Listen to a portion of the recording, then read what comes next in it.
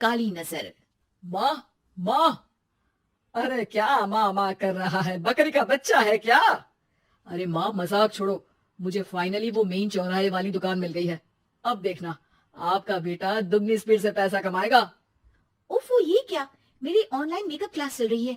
इतनी जोर से क्यों बोल रहे हो आप दोनों? अरे मेरी धर्म पत्नी जी, मेकअप क्लास बाद में करना।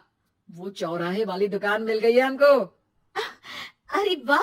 रुको, मैं अपनी माँ को फोन लगाकर बता देती हूँ। अरे मैं भी अपने रिश्तेदारों को बता देती हूँ, कितनी खुशी की बात है। हाँ हाँ, मैं भी अपने दोस्तों को बता देता हूँ। 1 हफ्ते बाद रजिस्ट्री है। बस, घर में खुशी का मौका था। उन तीनों ने अपने अपने फोन उठाए और लोगों में बात फैलाना शुरू कर दिया। और रही सही कसर, श्वेता बहू ने अपने पड़ोस में सबको बताकर कर दी। अरे वर्मा आंटी, अब हम भी जल्दी कार ले लेंगे। घर का रेनोवेशन होगा और ठाट से रहेंगे हम भी।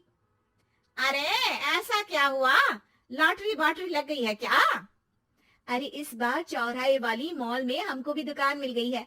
दुकान नंबर 21, जो एकदम चौराहे पर है। अब ग्राहक बढ़ेंगे तो आमदनी भी बढ़ेगी ही ना।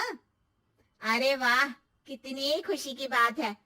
मैं बहुत खुश हूँ तुम्हें इतना खुश देख के। बाकी एक बात कहूँ, सबको मत बताते फिरना। किसी की नजर लग जाएगी तो खुशी की खबर वापस लौट जाएगी। हैं? ऐसे थोड़ी ना होता है। अब डरा रही हो। अरे सही कह रही हूँ। काली नजर कहते हैं इस चीज को, जब आप किसी को कुछ बताओ और वो काम बिगड़ जाए। अरे लेकिन मैं तो। तुमने सबको बता दिया ना? हाँ, फोन लगा लगा के। अब बच के रहना। काली नजर बड़ी खतरनाक होती है।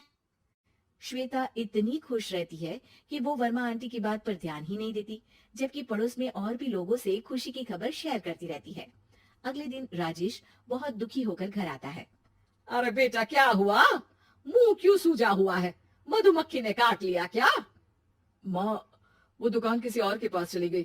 किसी ने ज्यादा भाव लगा दिया। अरे पर बात तो आपसे हुई थी ना उस दुकान वाले की। हाँ, आज मैं टोकन अमाउंट देने गया था, तब मुझे पता चला कोई आकर सुबह मुझसे पहले ही ज्यादा अमाउंट दे गया। हम्म, काली नजर। क्या? क्या कहा? वर्मा आंटी ने समझाया था कि किसी को बताना मत, वरना काली नजर लग जाएगी। अच्छा, तुम्हें उनकी बात मान लेनी चाहिए थी। उनकी बात मान लेती, लेकिन उसके पहले ही सबको बता चुके थे ना हम तीनों। अरे अगली बार से ध्यान रखेंगे। कोई भी नई चीज होगी तो किसी को नहीं बताएंगे। तीनों कुछ दिन ऐसे ही रहते हैं, पर एक दिन श्वेता को एक मेल आता है। राजेश, मेरा ऑनलाइन मेकअप कोर्स कंप्लीट हो गया। अब मैं खुद का पार्लर खोल सकती हूँ। अरे वाह, अपने मोहल्ले में ही खुलते हैं। ये जो घर के सामने दुकान है ना, वहीं। हाँ, यहाँ सस्ती भी मिल जाएगी। अगले दिन श्वेता वर्मा आंटी के पास जाती है, मिठाई का डब्बा लेकर। अरे आओ आओ, कैसे आना हुआ? जोर से नहीं बोलूंगी। वो सामने वाली दुकान है ना, वहां मैं अपनी पार्लर की दुकान खोलने वाली हूँ। उसकी मिठाई है। अरे वाह, बहुत बधाई हो तुमको। हाँ, मैं कमाने लगूंगी तो राजेश पर पूरे घर का बोझ नहीं रहेगा ना आंटी जी। ये तो है। पर ये बता कि तूने ये बात किसी और को तो नहीं बताई ना? अरे नहीं नहीं, पिछली बार गलती कर दी थी। काली नजर लगी किसी की और राजेश के हाथ से वो दुकान चली गई थी। सबको मत बताना। चलो मैं चलती हूँ, कल दुकान की बात करने भी तो जाना है। अगले दिन श्वेता दुकान के लिए मालिक से बात करने जाती है। अरे लेकिन दुकान तो हम कल रात को ही किसी को दे चुके हैं। कल ही? हाँ, कल ही। 2 दिन बाद कोई यहाँ पार्लर भी खोल लेगा। अब कहीं और दुकान देख लीजिए। अरे पर हमको भी तो पार्लर ही खोलना था। हाँ भाई, ये एक ही दुकान है, आधी आधी तो नहीं दे सकता ना मैं। राजेश और श्वेता घर पर हताश होकर आ जाते हैं। इस बार तो किसी को बताया भी नहीं था। अब किसकी काली नजर लग सकती है? सुनो, तुमने माँ को बताया था क्या? अरे कैसी बात कर रही हो? माँ की नजर थोड़ी ना लगेगी। पक्का तुमने किसी को नहीं बताया था ना? सिर्फ वर्मा जी को बताया था। उन्होंने ही मुझे किसी को नहीं बताने को कहा। अरे यार, तुम भी सही हो। मेरी माँ को नहीं बताने को कह रही हो, पर वर्मा आंटी को बताना तुम्हें जरूरी लगा।